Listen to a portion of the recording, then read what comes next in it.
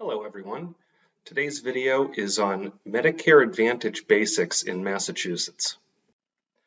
My name is Mike McHugh and I own MedicareMike.org, and I'm making today's video because as an independent Medicare advisor, I get asked a lot of questions about Medicare Advantage plans in Massachusetts. So I hope this brief video provides information to anyone that may have questions on the topic. And here is the agenda for today's video. I'm going to start by going over what the basics of a Medicare Advantage plan is and how it works with Medicare. I'm going to go over the benefit structure versus Medicare supplements. They're very different products, and you should understand them both as you move through your Medicare journey. And finally, I'm going to give you some information that might help you determine if Medicare Advantage plans are right for you.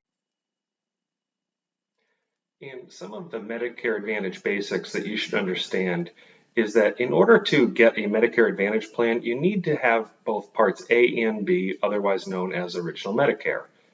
Medicare Advantage plans also have networks.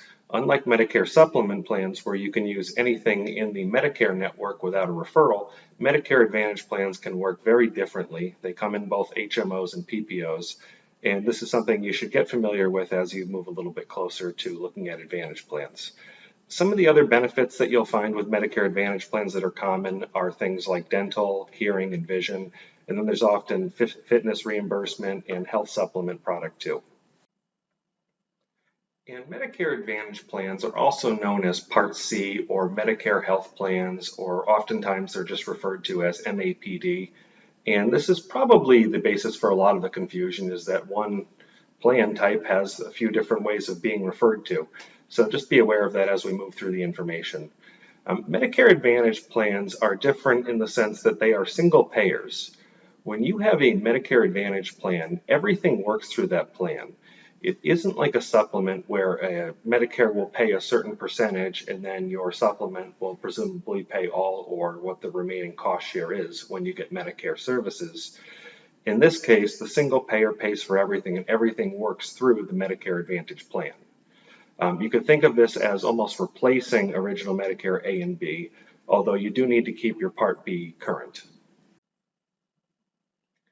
And also important to mention is what a Medicare Advantage plan is not, because this is where a lot of the confusion lies for many people turning 65. A Medicare Advantage plan is not a Medicare supplement. It could be considered an alternative to a Medicare supplement, but it is not a Medicare supplement. It's not a way to cover the other 20%. As I stated earlier, everything works through the Medicare Advantage plan as a single payer. So with Original Medicare paying 80% and deductibles and everything else, you don't need to be concerned with that when you have a Medicare Advantage plan because everything just works through the plan. Medicare Advantage plans are not free. You do see them frequently advertised for $0, and I think a lot of the $0 plans are great plans for the right people, but you shouldn't think of them as free. And also another thing that you may want to consider here is that they're not guaranteed to be accepted everywhere. These HMOs and PPOs have networks, whereas with this PPO, you may be able to go into a bigger network or you may have larger cost sharing depending on where you go.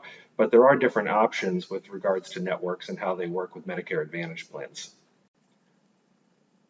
And most people just find themselves asking the basic question, what's better for me, Medicare Advantage or a Medicare supplement?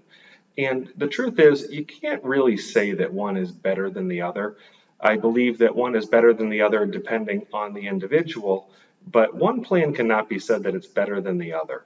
You really need to understand the features and benefits of each plan structure and then think about the medical services you use, the drugs that you take, the tiers that they fall into, both under a prescription drug plan Part D and under an MAPD Medicare Advantage plan to help determine what your costs will be over the course of a year. So don't think that one is necessarily better than the other. It's very important for you to do a comparison with your own information to help make a determination as to which plan you will be confident with moving forward. So there is a good amount to consider when you look into whether a Medicare Advantage plan is right for you.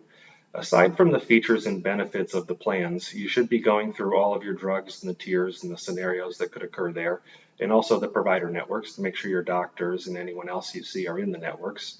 You'd hate to get a plan that you really like and then find out that you can't keep the same doctor. So what I advise you to do is to get help.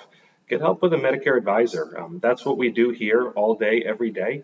If you'd like to set up an appointment with us here, you can do that by calling our number. Our direct line is 617-932-1200, or you can email me directly. My email is mike@medicaremike.org.